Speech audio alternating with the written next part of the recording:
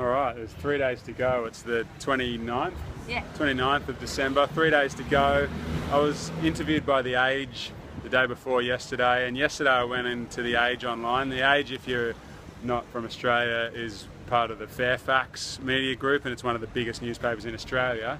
Anyway, I'm in print today, and look, there's a little mention of me on the front page. God damn it, front page. And then, you got a full page, I think. Did I? Yeah. Oh well, there most of a page. Look at that. Most of a page. How weird. What is it, page 6? So somewhere near the front. That's not bad, is it? Bad. There we go. And that photo was taken over there. Yeah, just over there. The Hummingbird restaurant, which has been very good to us. Yeah. So there you go. We're going to go there now. I'm in a big newspaper. 3 days to go, and I've been on. I'm so proud of you. I've been doing more radio interviews today, and yeah, good fun. See ya. So there you go, Spuddies. Can I claim that as having made an appearance on the front page of one of Australia's biggest national newspapers? I don't know. I'm going to claim it, whatever. I got a little mention in the top corner there. They put some potatoes up there. I'm counting that as being front page news. Yeah, anyway, I thought I'd have a little bit of a chat about something that was mentioned in the article, and it was mentioned the other night on a TV report too. I can't remember which channel it was on because I was on a few different TV shows, but I remember one particular news report. There was, I think it was Channel 9, now I think about it. But anyway, it doesn't matter. There was a Dietitians Association of Australia spokesperson, Lisa Wren, I remember her, and she had a complaint that food should be enjoyable. We should enjoy our food, and you know, this potato diet that I'm doing is not enjoyable, so that's a bad thing. And I wrote a blog post about that, which you can look up after, about my thoughts on whether it should be enjoyable or not. And anyway, so that was a Dietitians Association of Australia spokesperson, Lisa Wren, and then this article's been in the paper today. It was online yesterday and in print today, which was cool. I enjoyed reading it. And there's another Dietitians Association of Australia spokeswoman, Melanie McGrath. And I'll read her bit of the article now. I'm just reading off my iPad. Melanie McGrath said Mr. Taylor's diet was extreme and large quantities of potatoes were needed to meet daily nutrient requirements. Okay, so let's talk about that first of all. Extreme. Diet's extreme. So I wouldn't call it extreme. What I would say is that weighing 151.7 kilos is extreme. Being clinically depressed and anxious is extreme. And being sick and unhealthy and just having a bad time with life is extreme. And I don't know why people throw around this word extreme like it's a bad thing. Why does extreme have to be a bad thing all the time? You know, I can actually agree it's extreme, but they treat extreme like it's a bad thing. I've taken extreme action to fix an extreme problem, and it just seems natural to me that if you want extreme results, you need to do something extreme. You know, I don't want to push this point too much, but you know, when no one who is super successful at anything in life does what they do in moderation. You know, Lance Armstrong, sure, he took drugs to extreme as well, but he didn't ride his bike, you know, in moderation. He didn't have I'll ride my bike one day, I'll do something else another day, I'll sit on the couch this day and bits and pieces. He went riding his bike. Tiger Woods, I've said this before, Tiger Woods didn't get good at golf from playing golf in moderation. He played an extreme amount of golf and did an extreme amount of practice. And just pick anyone. Mozart didn't, you know, he spent an extreme amount of time playing piano and composing music. There's no way around that. So extreme, yeah, it's extreme, but so what? Why is extreme a bad thing? It's healthy. It's extremely healthy. I've proved that, haven't I? Yeah, it's extreme. It's extremely healthy. It's extremely good for me. It's made me have an extremely good year. Okay, it's extreme. I'll take that. Next bit.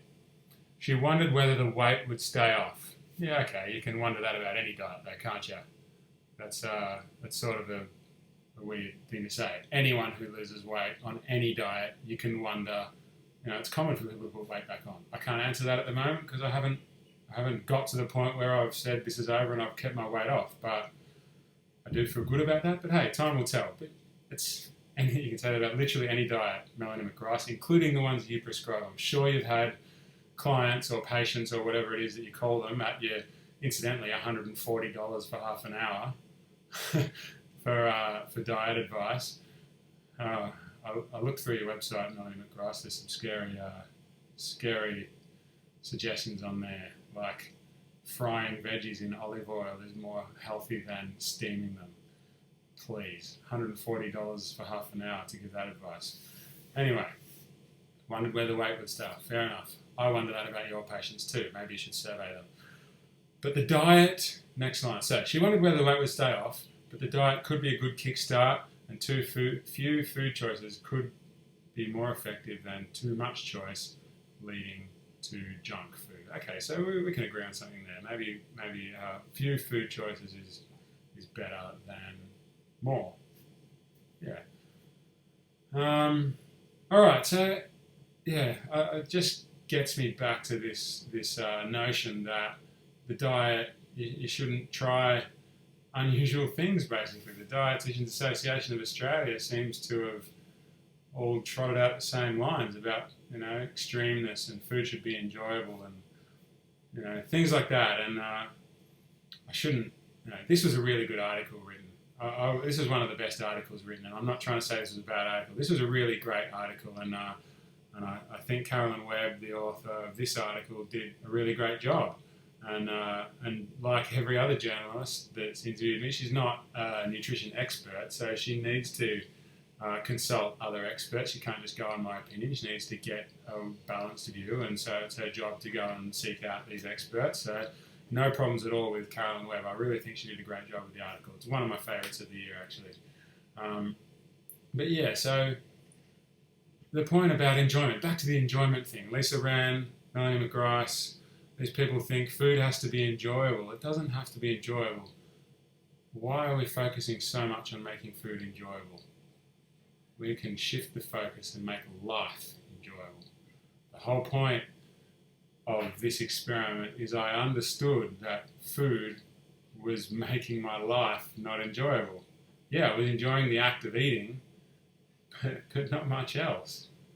So I've gotten rid of the enjoyment of food, and lo and behold, my life has become enjoyable. This has been the most enjoyable year of my life.